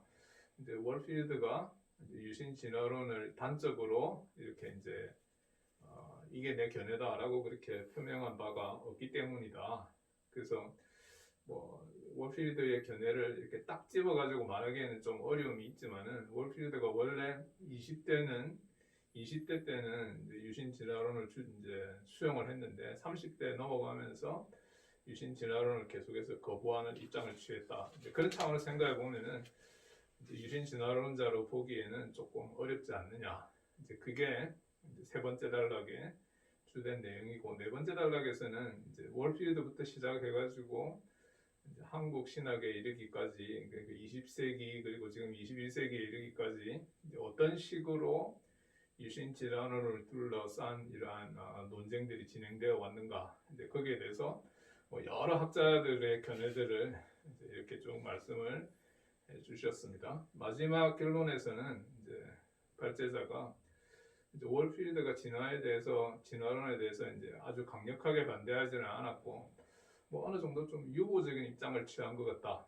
이제 그렇게 이제 평가를 해주셨습니다. 자, 이제 이렇게 이제 논문에 대해서 간략하게 요약을 해보았고, 그렇다면 이제 논문에 대한 평가로서 제가 한 두 가지 질문만 이제 드리고 평가를 마무리하겠습니다. 첫째는 이제 이 논문이 이제 월필드가 유신 진화론을 이제 지지했는가, 이제 그거에 대해서 이제 설명을 하는 데 있어서 뭐 여러 다른 학자들이 월필드를 어떻게 평가하느냐, 이제 거기에 사실은 좀 많이 집중하다 보니까 이제 월필드 자신의 글에 나타난 유신 진화론에 대한 견해는 물론 뭐 여기저기에서 이제 조금씩 다르긴 하는데, 이제 그거를 이제 한 챕터, 한 단락을 설정해가지고 다루었더라면은 훨씬 더 이제 월필드의 이제 견해를 직접적으로 이해하는 데 도움이 됐을 것 같다. 이제 그게 이제 제 첫 번째 첫 번째 이제 평가이고, 두 번째는 그 이제 월필드 같은 경우에도 그렇고 이제 대부분의 학자들도 그런데 진화하고 진화론이 다른 것 같다. 이제 이 두 개념을 차별화해가지고 이제 설명하는데 거기에 약간의 애매모호함이 있다. 이제 이렇게 설명을 하셨는데, 그 부분에 대해서는 노을과 리빙스턴 그리고 이제 제스펠이 각각 어떻게 설명했는지 이제 거기에 대해서는 제가 좀 궁금해진다라고 그렇게 질문을 드리고 싶습니다. 자, 이렇게 이제 평가를 마무리하면서 월필드의 유신 진화론에 대한 이제 여러 이제 학자들이 해석하는 이제 그런 견해들이 지니고 있는 의미를 아주 일목요연하게 제시하여서 이제 월필드의 창조론과 유신 진화론 이해에 대한 이제 지평을 더 확장해 주신 우리 발제자의 노고에 진심으로 감사를 드리는 바입니다. 이상으로 논평을 마무리하도록 하겠습니다.